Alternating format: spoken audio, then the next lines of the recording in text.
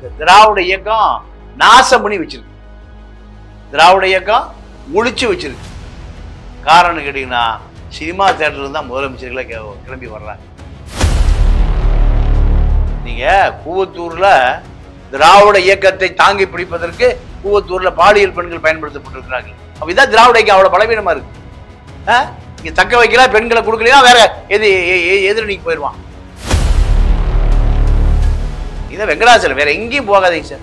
வெங்கடாசலம் என்ன பண்ண இருக்கிற 10 வருஷம் முந்தி புரோட்டா மாஸ்டரு 500 ரூபாய் சம்பளம் கிடைக்குமா? 500 ரூபாய் சம்பளம் கிடைச்சி ஒரு 10 வருஷத்துல எவ்வளவு கோடி? 800 கோடி. மயக்கம் வருது. கூத்தாடி பின்னாடி போகாதீங்களா. அவன் தான் செத்து போயிட்டான்னா அவன் கூத்தியாட்ட தூக்கி கொடுத்துட்டு போயிடுவான் அந்த நாட்டை. யாரு கூத்தியான? யாரு? சின்ன வீட்டுக்கு பேர் கூத்தியா?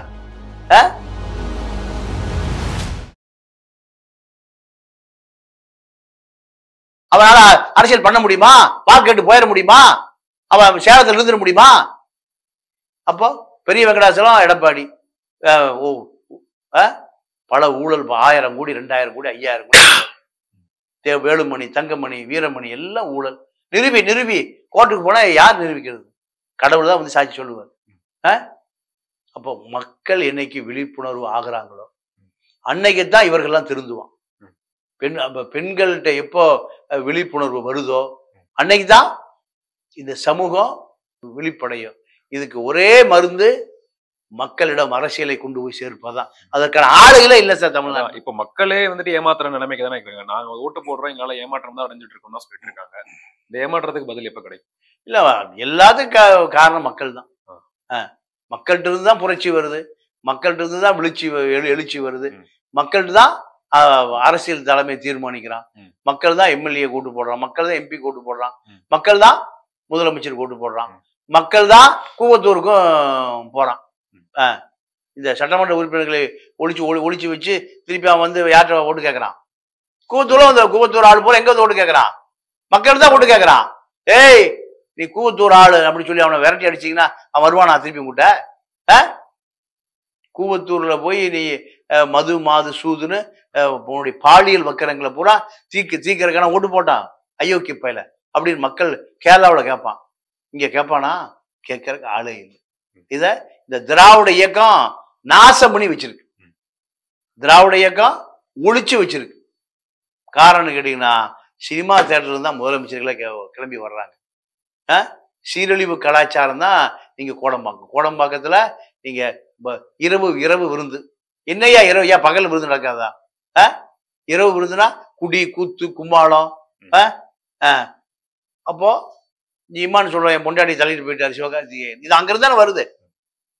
ராத்திரில குடிச்சிட்டு போய் ஆண் பெண் வித்தியாசம் தெரியாம கூத்தடிப்புதான் திரைப்படத்துறையினுடைய கலாச்சாரம். அங்கிருந்து தான் முதலமைச்சர் வரான், அங்கிருந்து தான் தலைவர்களே வர்றாங்க. அப்போ எப்படி இருக்கு கலாச்சாரம்? சீரழிவு கலாச்சாரம் தான். ஒரு ஆணும் பெண்ணும் மது குடிச்சிட்டு ஒரு வரைமுறை இல்லாம ஒழுக்கம் இல்லாம இதெல்லாம் மக்களுக்கு இவங்க சொல்லுகிற புத்திமதியா இல்லை. அப்போ இதுல இருந்து தலைவர் வருகிற பொழுது மக்கள் எப்படி இருப்பான்? அதனால ஒரே தீர்வு, மக்கள் அரசியல் ரீதியாக தெளிவடைய வேண்டும். கேரளாவை போல, பஞ்சாபை போல, மேற்கு வங்காளத்தை போல வேற யாரையும் சொல்ல முடியாது. அப்பதான் இந்த சமூகம் பெண் விடுதலை, பெரியார் சொன்ன பெண் விடுதலை, பெரியார் சிந்தனை செய்த சுயமரியாதை எல்லாம் அங்கிருந்து தான் வரும். தொடர்ந்து இப்ப நடிகைகளை குறி வச்சு அரசியல்வாதிகள் பேசும்பொழுது பார்க்கும்பொழுது ஏன் இந்த மாதிரி பேசுறாங்கன்ற மாதிரி ஒரு கேள்விகள் இருந்துட்டு இருக்கு. எதனால இந்த மாதிரி குறி வச்சு பேசுறாங்க நீங்க நினைக்கிறீங்க? இல்ல, அதுக்கு நடிகைகளும் பல சர்ச்சைகளுக்கு உள்ளாகிறாங்கல்ல. அவங்க பேரை பயன்படுத்தக்கூடாதுன்னு இப்போ வரைக்குமே சொல்லிக்கிட்டு இருக்காங்க. இல்ல, நீங்க பொதுவெளியில வர்ற நடிகைகள் இது போன்ற சர்ச்சைகள்ல மாட்டுவது, விபச்சார வழக்குல மாட்டுவது, கிசிசில மாட்டுவது, பொது வாழ்க்கை பொது ஒழுக்கம் இல்லாமல் இருப்பது, இதெல்லாம் அப்ப அரசியல்வாதிக்கு தன்னுடைய தேவைகளை பயன்படுத்தத்தானே செய்வான். நீங்க பெண்கள் சினிமா நடிகைகள் அவர்கள் அந்த பாலியல் ரீதியான பயன்பாட்டுக்கு மிக எளிதாக வருவார்கள் என்கின்ற அந்த சமூக பார்வை இருக்கு. அத பெண்கள் முறியடிக்கணுமா இல்லையா? அப்படியே முறியடிக்கிறதே இல்லையே. எங்க பாரு சினிமா கிசு யூடியூப் தான் ஒரு 1000 யூடியூப் ஓடுது. இவருடைய அந்தரங்க வாழ்க்கைய பத்தி தான் ஓடுது. அப்போ நெருப்பு இல்லாம எப்படி புகையும்? காரணம் இருக்குல்ல. மக்கள் எங்க போறான்? நீங்க நேற்று ஒரு டைரக்டர் சொல்றாரு, யோ சிலுக்கெல்லாம் படம் ஓடாதியா, சிலுக்கு மடியில கேமரா வச்சுட்டு படுத்துரும் ஐயா, அதான் படம். ஜெயமாலி டான்ஸ் தான் படம் ஓடுது. அப்போ சிடி சகுந்தலா தான் படம் ஓடுது. அப்போ இந்த சிடி சகுந்தலாக்கள், ஜெயமாலினிகள், திரிஷாக்கள் தான் அரசியல் தலைவர்களை, அரசியல் மாற்றங்களை நடத்துவதற்கு இவர்கள் உறுதுணையாக இருக்கிறாங்கன்னு சொல்றோம். இதான் செய்தி. அப்போ நீங்க சொல்றத வச்சு பார்க்கும்போது திராவிட இயக்கத்தை சுயநலத்துக்காக நடிகைகள்ல பயன்படுத்துறாங்க அப்படிங்கிற மாதிரி. அதுதான் உண்மை, அதுதான் உண்மை. வேற என்ன செய்தி இதுல இருக்கு? நீங்க கூவத்தூர்ல திராவிட இயக்கத்தை தாங்கி பிடிப்பதற்கு கூவத்தூர்ல பாலியல் பெண்கள் பயன்படுத்தப்பட்டிருக்கிறார்கள். அப்ப இதான் திராவிட இயக்கம் அவ்வளவு பலவீனமா இருக்கு. இங்க தக்க வைக்கலாம், பெண்களை கொடுக்கலையா வேற எதிரணிக்கு போயிடுவான், ஓபிஎஸ் அணிக்கு போயிடுவான் எம்எல்ஏ பூரா. அதனால உனக்கு சரக்கு வேணுமா சரக்கு, என்ன நடிகை வேணுமா நடிகை, எல்லாம் வேணும், தயவுசு இங்கிருந்து போயிடாத. அதான டீலிங்க, வேற என்ன டீலிங்க? பணம் வேணுமா பணம், 1 கோடி ரூபாய் பணம், ஒரு எம்எல்ஏ அணி மாதிரி போயிடுவான் சார். அப்ப அவனை தக்க வைக்கணும்னா அவனை கேட்கறத பூரா கொடுக்கணும், அவன் கேட்கறத பூரா கொடுக்கணும். அப்பதான் அவன் இருப்பான். அப்போ ஓட்டு போட்டவன், நீங்க எதால் ஓட்டு போட்டவன் இந்த சட்டமன்ற உறுப்பினரை நீங்க விரட்டினான்னா இவன் இதெல்லாம் கேட்பானா? கேரளாவில் கேட்க முடியுமா? பஞ்சாப்ல கேட்க முடியுமா? கேட்க முடியாது. இங்கே கேட்கறான். ஏன்? இங்க அதுல இருந்து தான் தலைவனே உருவாகிறான். நீங்க வெங்கடாசலம் வேற எங்கேயும் போகாதீங்க சார். வெங்கடாசலம் என்ன பண்ண இருக்கிற 10 வருஷம் முந்தி? புரோட்டா மாஸ்டரு. 500 ரூபாய் சம்பளம் கிடைக்குமா? 500 ரூபாய் சம்பளம் கிடைச்சி ஒரு 10 வருஷத்துல எவ்வளவு கோடி? 800 கோடி. மயக்கம் வருது. 40-50 வருஷமா நீங்க இந்த ஊடகத்துறையில அரசியல்ல இருந்துட்டு இவ்வளவு கதையும் சொல்லி என்னால இப்ப 8000-80,000க்கு கூட போக முடியல. 800 கோடி சம்பாதிக்கிறாருன்னா உழைக்கிறவனுக்கு இந்த நாட்டுல வறுமைதாயே கிடைக்குது. உழைக்காதவன், ஏமாத்துறவன், அயோக்கியம் பண்றவன் 800 கோடி சம்பாதிக்கிறான். மக்கள் பிரதிநிதியா மாறி சம்பாதிக்கிறான். அப்போ இந்த நிலை வருவதற்கு என்ன காரணம்? ஒரே காரணம், இது திருப்பி நாம் அங்கதான் போறேன். யாரு? மக்கள் தான். மக்கள் தான் பிரெஞ்சு புரட்சி பண்ணான், மக்கள் தான் ரஷ்ய புரட்சி பண்ணான், மக்கள் தான் சீன புரட்சி பண்ணான், மக்கள் தான் அமெரிக்காவுக்கு பக்கத்தில் இருக்கிற கியூபாவில் இன்னைக்கு வரைக்கும் அமெரிக்கா ஒண்ணுமே பண்ண முடியாத காரணம் மக்கள் புரட்சி தான். அதனால மக்கள் தான் தங்களுடைய தலைவிதியை தீர்மானித்துக் கொள்ள வேண்டும், மக்கள் தான் போராட வேண்டும், மக்கள் தான் நீங்க சுயமரியாதையை சிந்திக்க வேண்டும். மக்களை ஏமாத்துறவன அவனை திருப்பி கேள்வி கேட்கணும். இது எல்லாமே மக்களிடமிருந்து தான் உருவாகும். இந்த பிரச்சனைகள்லாம் மக்கள் இருந்து உருவாகுன்னு சொல்றீங்க. இவ்வளவு விஷயங்கள் நடக்கிறதுக்கு காரணம் வந்துட்டு வெறும் திராவிடம் இயக்கம் மட்டும் தான் சொல்றீங்க, இல்ல பிறர் கட்சியும் சார்ந்து இருக்கு? இல்ல இங்க சீரழிவு கலாச்சாரத்தினுடைய தந்தை அண்ணா தான், அண்ணா கருணாநிதி தான். நான் வேற யாரையும் சொல்ல முடியாது. அவர்கள் தான் இதை ஆரம்பிச்சு வச்சது. அதான் நீங்க அண்ணா ஆராய்ச்சி பண்றாரு. என்ன ஆராய்ச்சி பண்றாரு? பானுமதி படிதாண்டா பத்தினி அல்ல, இதான் ஆராய்ச்சி. அங்கிருந்து ஆரம்பிக்குது திராவிட இயக்கம். அங்கிருந்து பெரியாருக்கு துரோகம் பண்ணிட்டு அங்கிருந்து ஆரம்பிக்குது. மாற்றான் தோற்றத்து மல்லிகையும் மணக்கும், அண்ணாவுடைய வாசகம் அது. என்ன மாற்றான் தோற்றத்து மல்லிகைன்னு என்ன? அடுத்து மனைவியா? இது ஆராய்ச்சி பண்றதுக்கு ஒரு அறிஞர் தேவையா? அவருக்கு பேர் அண்ணாவா? அதுல இருந்து வந்துச்சு மனைவி, துணைவி. மனைவி அடுத்து வந்த கருணாநிதிக்கு மனைவி, துணைவி, சனைவி. ஆமா. அப்புறம் அடுத்து நீ வர்ற ஆட்கள் பூரா என்ன எங்கிருந்து வர்றாங்க? முதலமைச்சருக்கு பூரா கோடம்பாக்கத்துல தான் வர்றான். காமராஜர் 73ல திண்டுக்கல் பை எலெக்ஷன்ல ஓட்டு கட்டுட்டு இருக்காரு. கூட்டம் போட்டு பேசிட்டு இருக்காரு காமராஜர். கூட்டத்துல ஒரு 1000-2000 பேர் உட்கார்ந்துருக்கான். திடீர்னு பார்த்தா எல்லாம் எதாச்சும் ஓடி போயிட்டான். சேர்லாம் காலியா இருக்கு.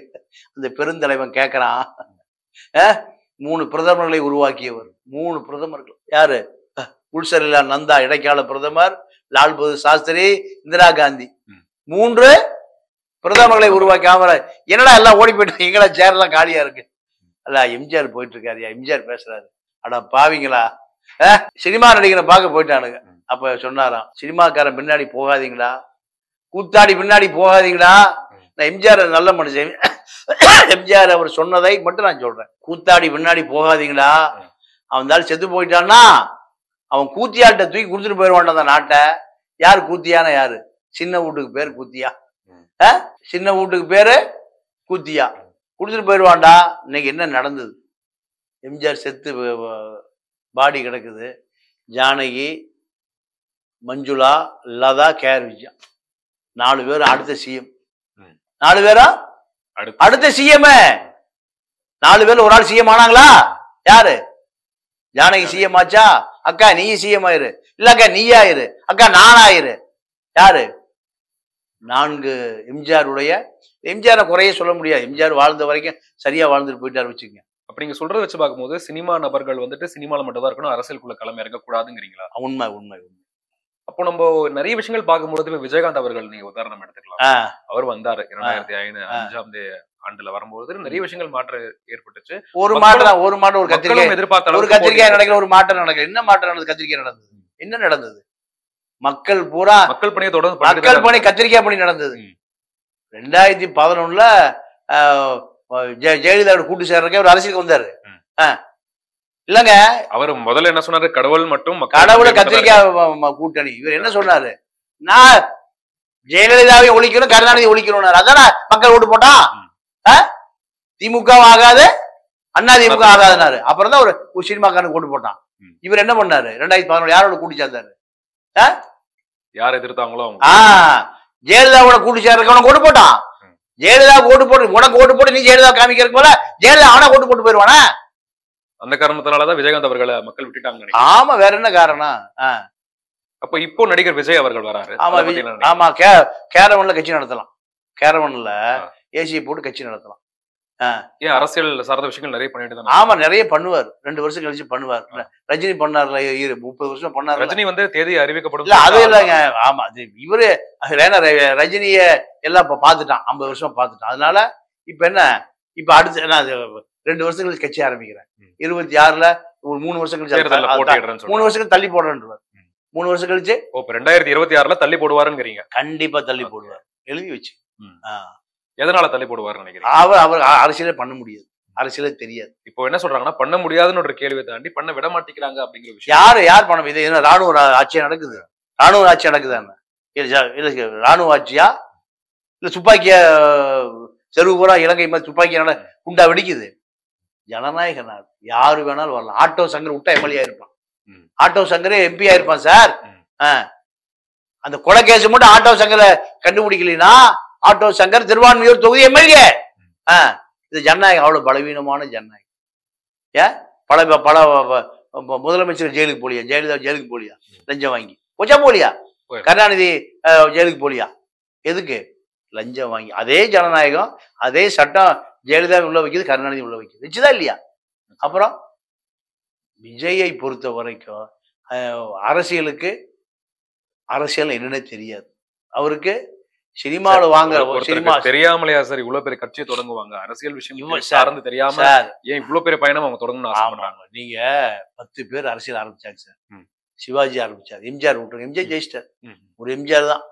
எம்ஜிஆருக்கு திராவிட இயக்கம், பெரியாருடைய விதை, அண்ணா உழைச்சது, கருணாநிதி அரசியல் பண்ணது எல்லாம் சேர்ந்து அந்த வழியா தொடர்ந்து எம்ஜிஆர். அதனால ஒரு எம்ஜிஆர். சிவாஜி ஆரம்பிச்சார், என்னாச்சு? விஜயகாந்த் ஆரம்பிச்சார், சரத்குமார் ஆரம்பிச்சார், கார்த்தி ஆரம்பிச்சார், கருணாஸ் ஆரம்பிச்சார், விஷால் ஆரம்பிச்சார். இப்படி 10 பேர் ஆரம்பிச்சிருக்காங்க. எத்தனை பேரு? 10 பேர். என்ன ஆனாங்கன்னு தெரியல. இப்ப அதே போல விஜய் ஆரம்பிச்சிருக்காரு. அவரும் 11ஆவதா போயிடுவாரு. அப்ப மக்களோட நம்பிக்கை அதிகமா இருந்துகிட்டு இருக்குல்ல? இல்ல, ஏன்னா மாற்றம் என்ற விஷயம் எதிர்பார்த்துட்டு இருக்காங்க. இப்ப இருக்கிற அரசுகள் நல்ல செயல்பாடுகள் பண்ணிட்டு இருந்தாலுமே இன்னும் இளைய தலைமுறைக்கு நிறைய விஷயங்கள் பண்ணணும் அப்படிங்கிற போது மக்கள் வந்து தேர்ந்தெடுக்க வாய்ப்பு இருக்கா அப்படிங்கிற மாதிரி கருத்து கணிப்புகள்லாம் வந்துகிட்டு இருக்கு. அதை பார்க்கும்பொழுது உங்களோட நிகழ்வு இல்ல சார். அதான் அவர் இன்னொரு விஜயகாந்த், இன்னொரு சரத்குமார், அவ்வளவுதான்.